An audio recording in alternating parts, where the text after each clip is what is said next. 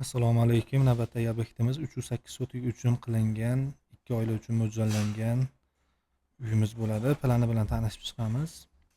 Xo'p, kenggina sahnasiga ega, zeleni yashil zonasiga ega, yozgi tapchani uchun joy qilingan, ikkita avtomobil uchun joy qilingan. Yozgi oshxona bu qismda bo'ladi.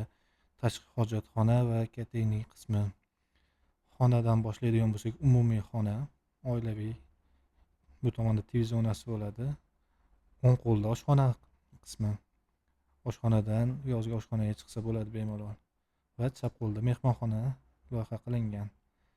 Tepa qismida bitta detskiy va bitta yotoqxona. Yotoqxonani shkaf tushi ichida.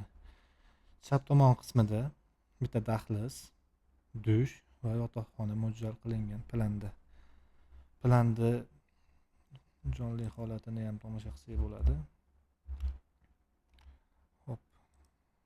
Bunday qilamiz. Mana mebel joylashuvi, dushovoy joylashuvi, unitaz joylashuvi. Biz tomonlama qilingan planda qaysidan kanalizatsiya keladi, qayerdan suv keladi, to'liq aytib o'tiladi.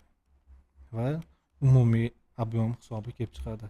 Qancha g'isht ketyapti, qancha beton ketyapti, qancha tomga, qancha tunuka, to'sin, padushka qismi, ichiga ketadigan mahsulot to'liq aytib o'tish imkoniyatiga egamiz.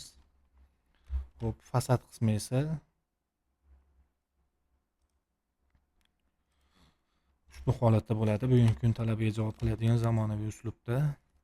Buni jonli holatda ham tomosha qilish imkoniyatiga egamiz. Mana bu biz avtomobil, komandamiz yana bitta chekni hisobini olib o'lchayapti.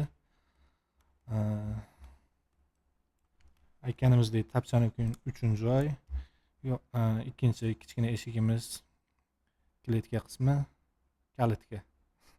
Bu tomonda ikkinchi hovliga chiqqani eshik qo'yib ketilgan. Bu fasad qismi, bu esa o'sha ayvonimiz. Ushbu holatda bo'ladi. Kimga qiziq bo'lsa, podpiska tugmasini bosib, like bosib, izohda o'zini o'ylagan g'oyasini aytib o'tsa bo'ladi. Biz shunga moslab siz bilan bog'lanamiz. Biz bilan bog'lanish uchun opsiyaniyadagi telefonga bog'lansangiz bo'ladi. Salomat bo'ling.